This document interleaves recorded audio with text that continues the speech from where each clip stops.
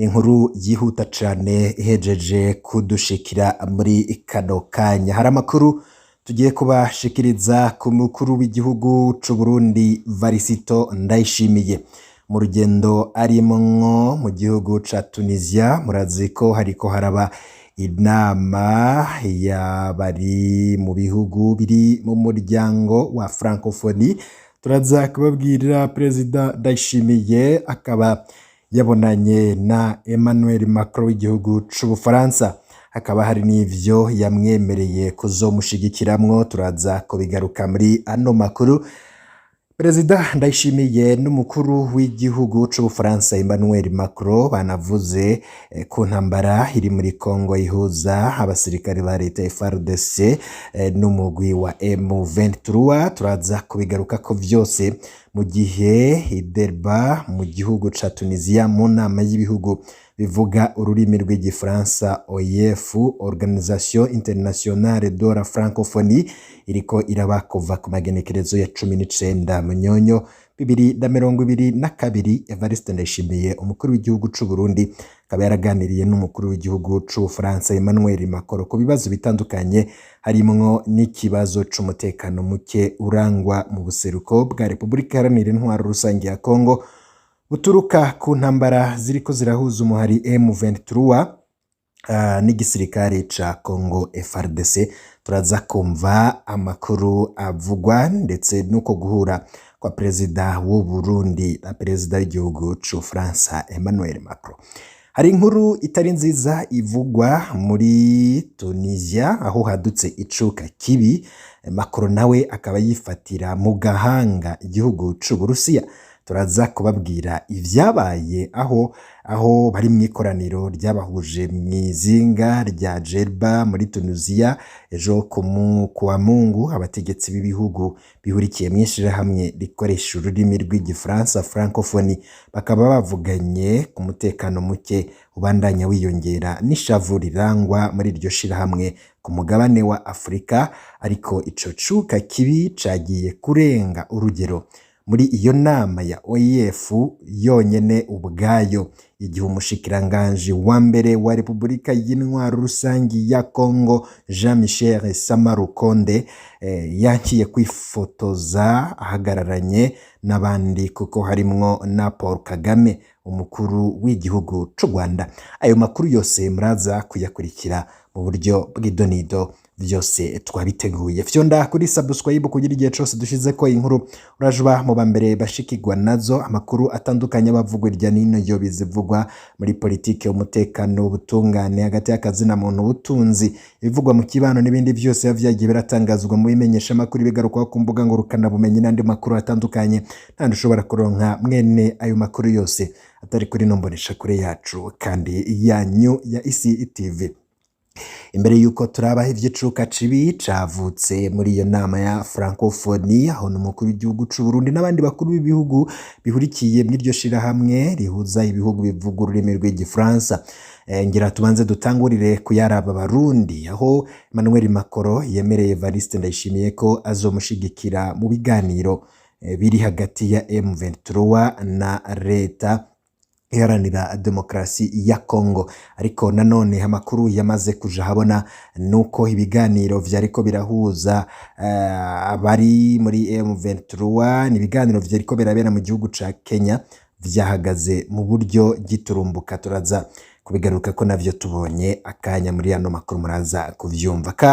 Tubanze tubabwire ivy'uko kubonana kwa Perezida Ndayishimiye n'umukuru w'igihugu c'Ubufaransa mu gihe yari Djerba mu gihugu ca Tunisia mu nama y'ibihugu bivuga ururimi rw'igifaransa OIF, Organisation Internationale de la Francophonie, iriko irabera muri ico gihugu ca Tunisia kuva ku magenekerezo ya 19 Munyonyo 2022. Evariste Ndayishimiye umukuru w'igihugu c'u Burundi yaraganiriye n'umukuru w'igihugu c'Ubufaransa Emmanuel Macron ku bibazo bitandukanye, harimwo n'ikibazo c'umutekano muke urangwa mu buseruko bwa Repubulika Iharanira Intwaro Rusange ya Congo buturuka ku ntambara ziriko zirahuza umuhari M23 bivugwa ko ushigikiwe n'igihugu c'u Rwanda. N'ubwo u Rwanda rwo rubihakana, imigwano rero ikaba iriko iraba hagati y'igisirikare ca M23 n'igisirikare ca leta FARDC.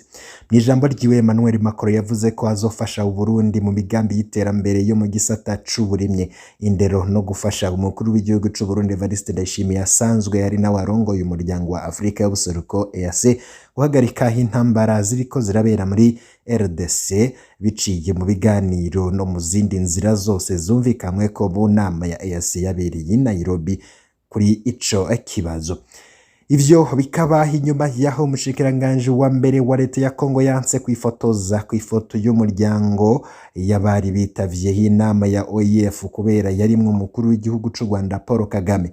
Abajijwe impamvu yanse kuja mw'ifoto, umushikiranganje Rukonde yamenyesheje ko atari gushobora kwifotozanya n'umushotoranyi ariko atuma igihugu ciwe kiba mu bibazo vy'umutekano, aho uturere tumwe tumwe twamaze kwigarurirwa n'umuhari ashigikiye, wongeye ko n'impunzi zitari nke zataye izabo. Ivyo bivugwa n'umushikiranganje wa mbere wa Kongo. Louise Mushikiwabo arongoye ishirahamwe mpuzamakungu ry'abavuga ururimi rw'igifaransa, akaba asanzwe ari umunyarwandakazi. Abajijwe kuri ico kibazo yavuze ko ataravye neza abantu bose bari muri iyo foto, ariko ngo nka hamwe ivyo vyoba vyashitse ngo vyoba biteye ubwoba.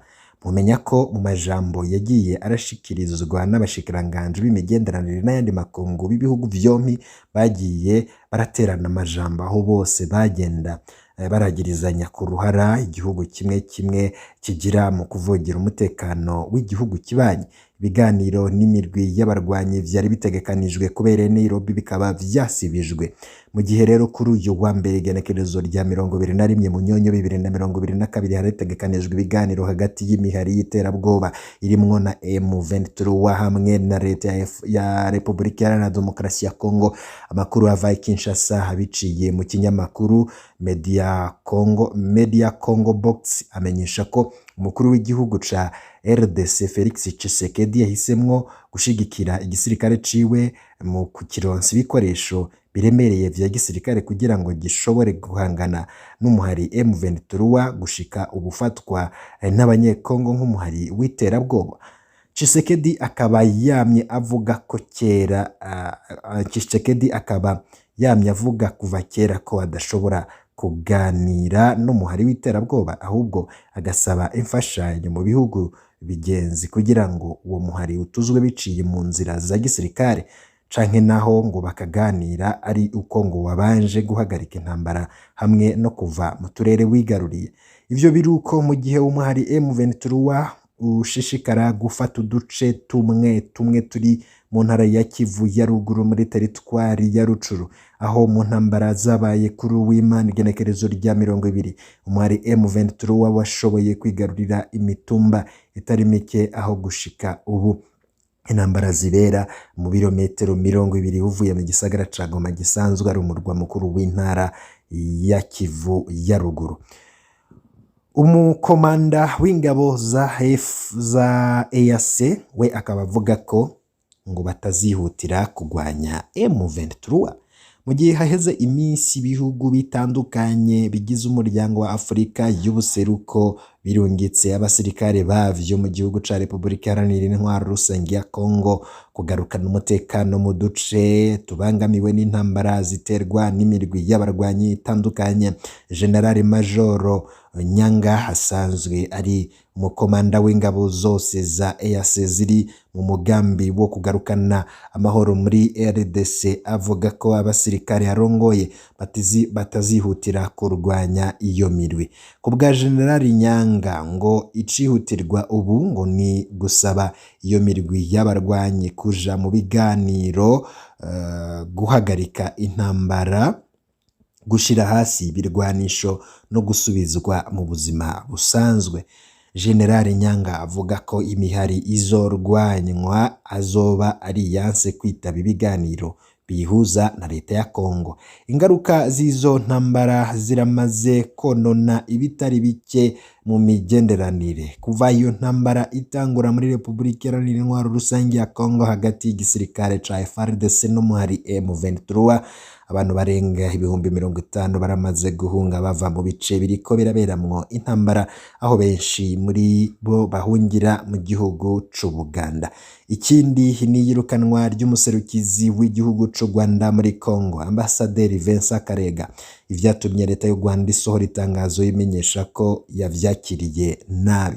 Hambavu y'ivyo twobibutsa iyicwa ry'umusirikare wa Kongo yarasiwe ku butaka bw'u Rwanda n'abasirikare bamwagiriza ko yinjiye ku butaka bw'u Rwanda aciye mu karere ka Rubavu yitwaje inkoho, aca atangura kurasa abantu hari kuri uyu wa gatandatu genekerezo rya 19 Munyonyo 2022. Mwitangazo igisirikare c'u Rwanda cashize ahabona kikaba camenyesheje ko icatumye barasa uwo musirikare ari uko yinjiye arasa ku birindiro vy'abasirikare, nabo baca baramurasa mu ntumbero yo gukinga ko yohava arasa benshi mu bari muri ako gace, ariko ku ruhande rwa leta ya Kongo bakaba bari banse gutora ikiziga kubera ngo bacegeranya ngo kubera ko bacekeranya ko coba ari c'umusirikare wabo.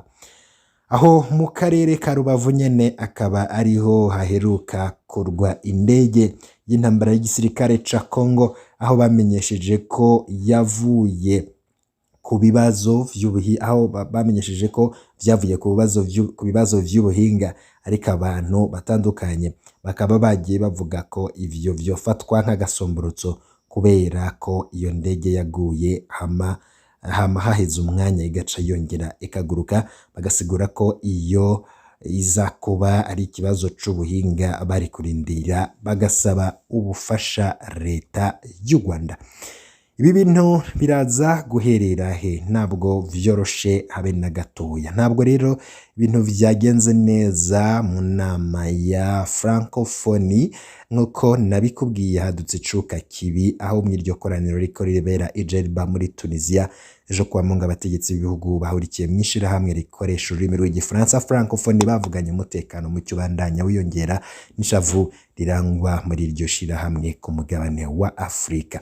Kongo yo yagirije u Rwanda gushigikira umuhari w'inyeshamba ya M23 wigaruriye uduce tutari duke mu ntara ya Kivu ya ruguru iri mu buseruko bw'ico gihugu, bituma ibihumbi vy'abanyagihugu bata izabo, bitera n'icuka kibi mu karere. U Rwanda ruvuga ko rudafasha umuhari wa M23. Louise Mushikiwabo, umukuru w'iryo shirahamwe rihurikiyemwo ibihugu 88, yavuze ati ibintu vyose vyerekeye iyi ntambara vyaganiriwe ko yizeye kandi ko ngo rishirahamwe rishobora gufata mu mugongo rikanahimiriza ibiganiro hagati y'impande zishamiranye.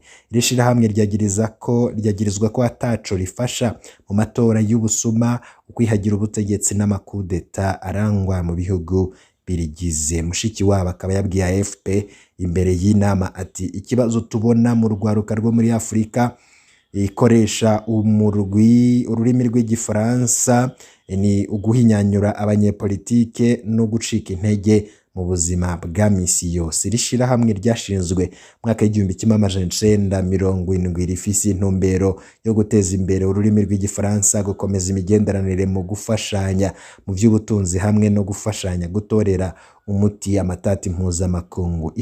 Ishavu bafitiye uburengero abategetsi benshi ba Afrika berekanye ko batishimiye ingene uburengero bwihuse gufata ingingo ku ntambara yo muri Ukraine, ariko ko atariko bimeze ku njyane ziri mu bihugu vyabo.